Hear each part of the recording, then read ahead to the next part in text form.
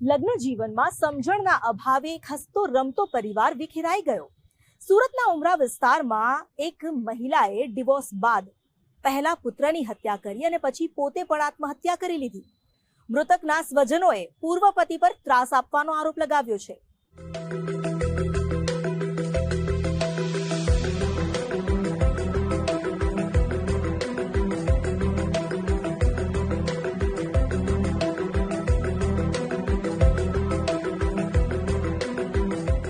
સુરતના ઉમરા વિસ્તારમાં એક હચમચાવી દેનારી કરુણાંતિકા બની। 26 વર્ષીય એક ડિવોર્સી માતાએ પોતાના વાલસોયા 4 વર્ષના પુત્રને ગળે ફાંસો લગાવી હત્યા કરી, જે બાદ પોતે પણ ફાંસો ખાઈને મોત વહાલું કરી લેતા નજીકના સ્વજનો અને પાડોશીઓના રડી રડીને હાલ બેહાલ થઈ ગયા। પૂર્વ પતિ દ્વારા સતત અપાતા માનસિક ત્રાસથી કંટાળીને દુનિયાથી વિદાય લેવાનું મન બનાવ્યું હશે। સુરતના પીપલોદ વિસ્તારમાં ચકચારી ઘટના સામે આવી છે કે જ્યાં જે સુસાઇડ વિથ મર્ડરનો બનાવ સામે આવ્યો છે। તસવીરોમાં જે પ્રમાણે જોઈ શકો છો કે પરિવારમાં શોકની લાગણી છે તે હાલ ફરી વળી છે। માતાએ સૌપ્રથમ પુત્રને ફાંસો આપી અને પોતે પણ આપઘાત કરી લીધો હોવાની જે ચોંકાવનારી વિગતો છે તે સામે આવી છે। સુસાઇડ વિથ મર્ડર પાછળના કારણ શું છે તે હાલ જાણી શકાયું નથી, પરંતુ આ સમગ્ર બાબત હાલ પોલીસ માટે એક તપાસનો વિષય બની રહે છે। પરિવારજનોમાં એક શોકનો માહોલ છે તે હાલ જોવા મળી રહ્યો છે। પીપલોદ વિસ્તારમાં રહેતું આ પરિવાર છે અને હાલ પરિવારમાં એક શોકની કાલીમાં છે તે છવાઈ ગઈ છે।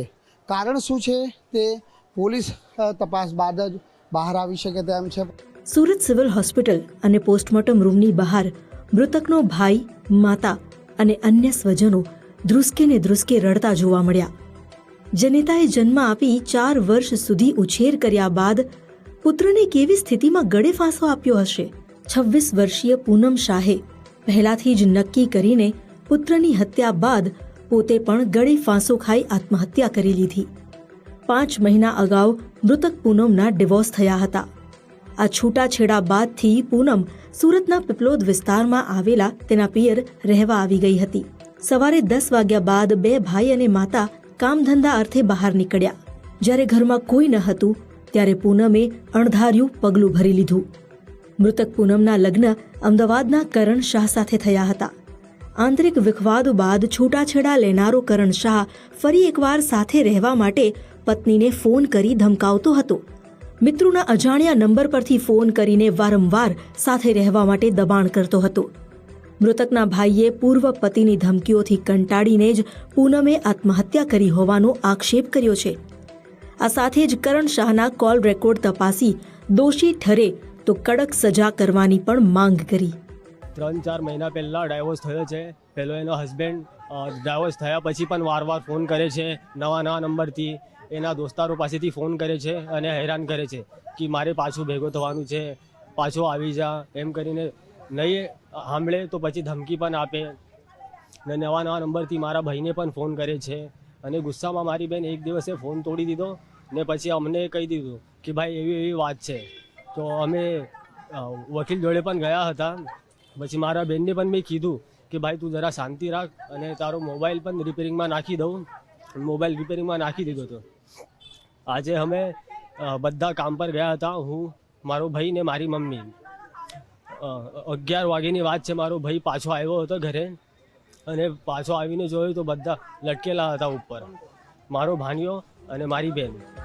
સુરતની ઉમરા પોલીસના કાફલાએ ઘટના સ્થળે પહોંચીને બંને મૃતદેહને પોસ્ટમોર્ટમ અર્થે હોસ્પિટલ ખસેડી એફએસએલની મદદથી પુરાવા એકત્રિત કર્યા। આ હત્યા અને આપઘાતના કેસમાં હજુ સુધી કોઈ સુસાઇડ નોટ નથી મળી, પરંતુ પોલીસ તમામ એંગલને ધ્યાને રાખીને તપાસ હાથ ધરશે। जो बच्चे का डेथ हुआ है तो उसमें मदर का रोल मर्डर तरीके लेकर के इसमें गुना दाखिल करके आगे की तपास की जाएगी। सुसाइड का कारण अभी तपास में ही पता चलेगा। प्रीलिमिनरी ये इतना पता है कि वो अभी इनके बेटे के साथ रहती थी और उनके हस्बैंड से उनका डिवोर्स हो चुका था। बाकी अगर कोई फैमिली के एलिगेशन होंगे, कोई नोट वगैरह मिलेगा तो उसके बेसिस पे हम तपास करेंगे।